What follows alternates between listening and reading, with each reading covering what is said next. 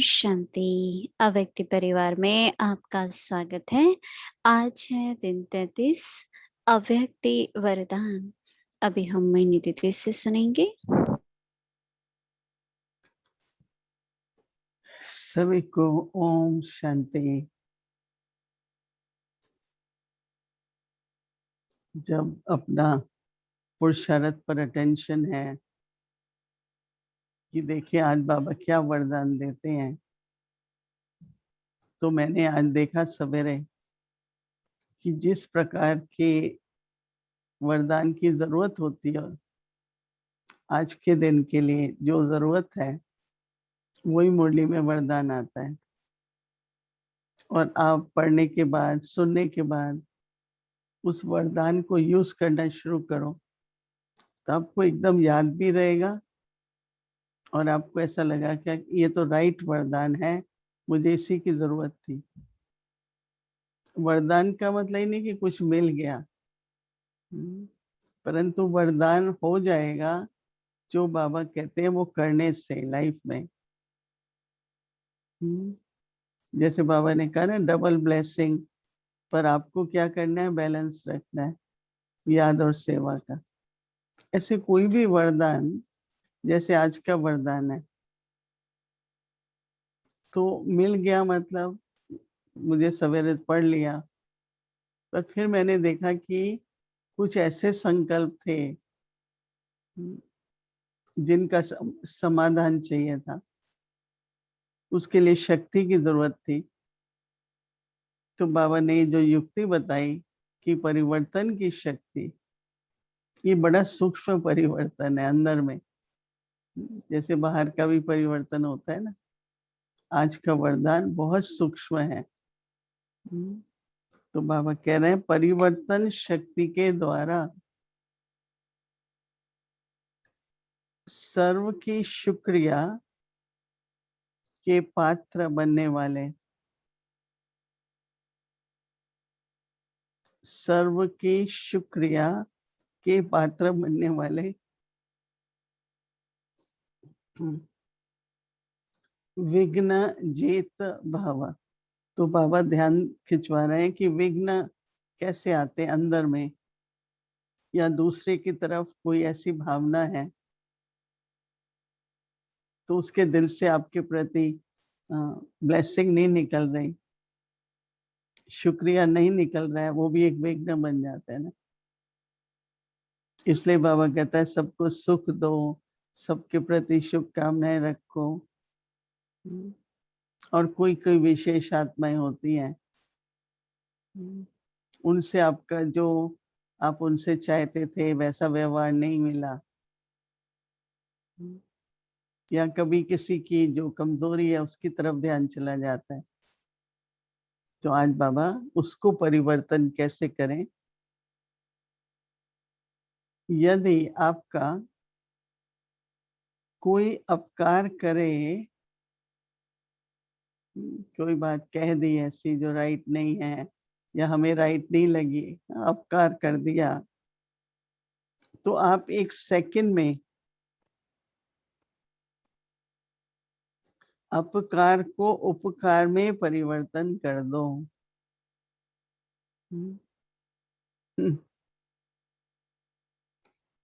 आत्मा के प्रति भी बाबा कहते हैं कोई अपने संस्कार स्वभाव के रूप में परीक्षा बनकर सामने आए, कोई अपने स्वभाव संस्कार के रूप में परीक्षा बनकर सामने आए,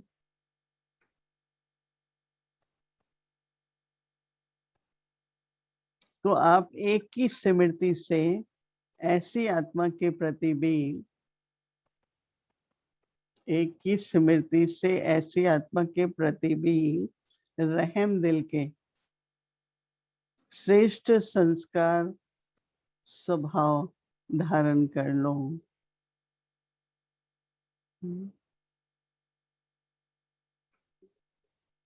कोई देहधारी दृष्टि से सामने आए तो आपकी दृष्टि को आत्मिक दृष्टि में परिवर्तन कर लो।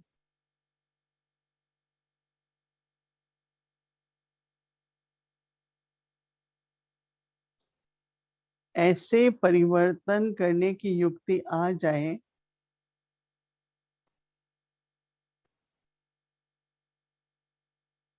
तो आप विघ्न जीत बन जाएंगे।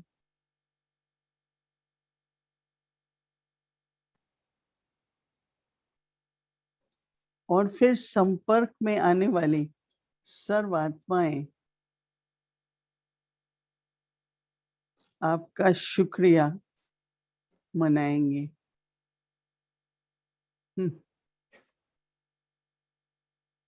आज प्रैक्टिस की होगी ना। कई बार आज की बात नहीं होती है, एक हफ्ते की, 10 दिन पहले की होती है, और वो बात बार बार याद आती है तो एक विघ्न हो गया ना। जो हमारी लाइन क्लियर रहे, निरंतर बाबा की याद रहे, वो नहीं होती है। क्योंकि वो संकल्प जो बार बार आ रहा है कि उसको ऐसा नहीं करना चाहिए था, उसने ये जो कहा वो ठीक नहीं कहा, आपको थोड़ा सा अपमान महसूस हुआ, ये सब परीक्षाएं आती हैं। आगे भी और आएंगी, जितना आगे बढ़ते हैं ना तो ये सब बातें आती हैं। तो ये जो बड़ा सूक्ष्म परिवर्तन है, ये बहुत जरूरी है। फिर जब आप प्रैक्टिकल में करते हैं तो अनुभव होता है कि हाँ बहुत उसमें भी परिवर्तन आ गया। तो इसमें दूसरे के परिवर्तन की बात नहीं है, इसमें स्वयं का परिवर्तन चाहिए। तो इस पर बाबा कह रहे हैं, स्लोगन है, अनुभवों का स्वरूप बन जाओ। कि जब किया तो क्या लाभ हुआ, कैसे दूसरे के दिल से शुक्रिया निकला, तो ये बुद्धि में तो समझ में आ जाता है। जब करने की बात आएगी तो क्या होगा, अनुभवों का स्वरूप बन जाओ तो चेहरे से खुश नसीबी की झलक दिखाई देगी। नसीब का मतलब भाग्य, किसके, कोई कहते हैं ना इस मेरे भाग्य में ही खुशी है।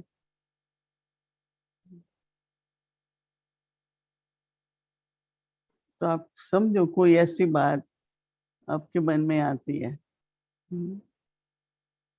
किसी आत्मा ने आपके प्रति कुछ ऐसा कह दिया, कहा नहीं, शायद अंदर वृत्ति में है, कोई पुरानी बात के कारण, तो वो हमारे तक पहुंचता तो है ना। वो फील होता है, जब फील होता है तो बहुत लंबा समय वो संकल्प चलता है, वो विघ्न है।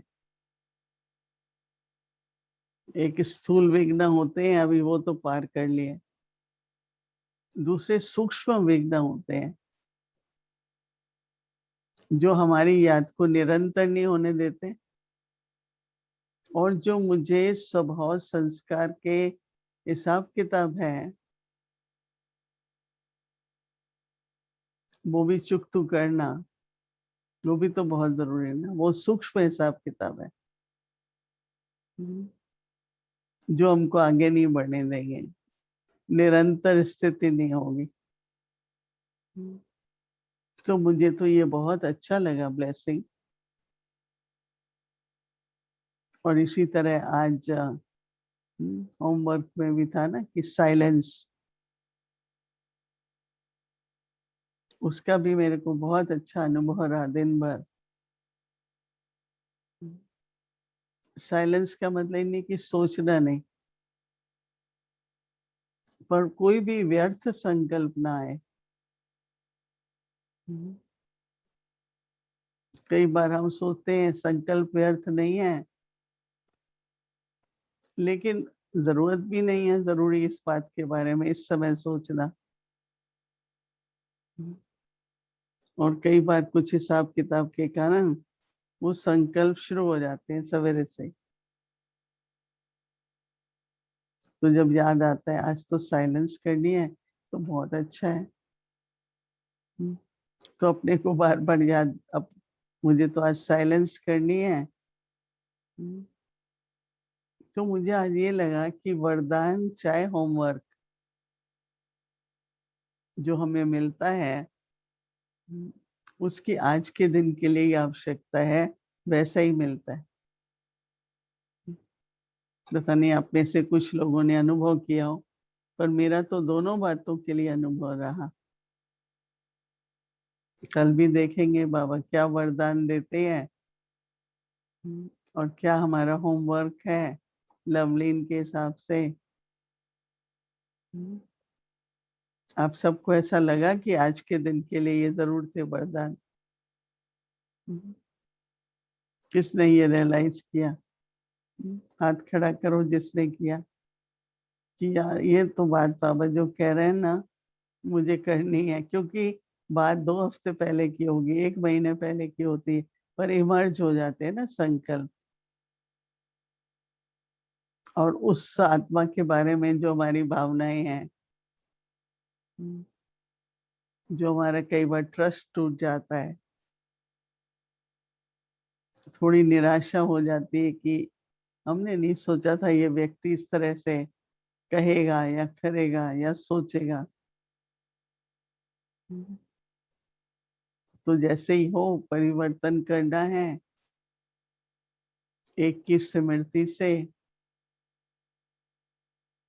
क्योंकि कोई भी परिवर्तन में लाभ तो मुझे ही है ना।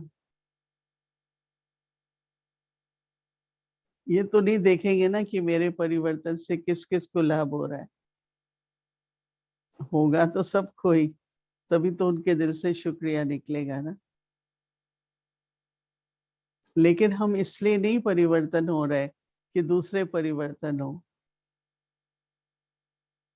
हम अपना अंदर का हिसाब किताब क्लियर कर रहे हैं, निर्विघ्न बन रहे हैं और हमारी स्थिति निरंतर रहे, स्थिर रहे, एक रस रहे, उसमें हमें मदद मिलेगी। देखो लौकिक अब कल्याण मेरा है, प्रॉफिट मेरा है, तो मुझे कर लेना चाहिए।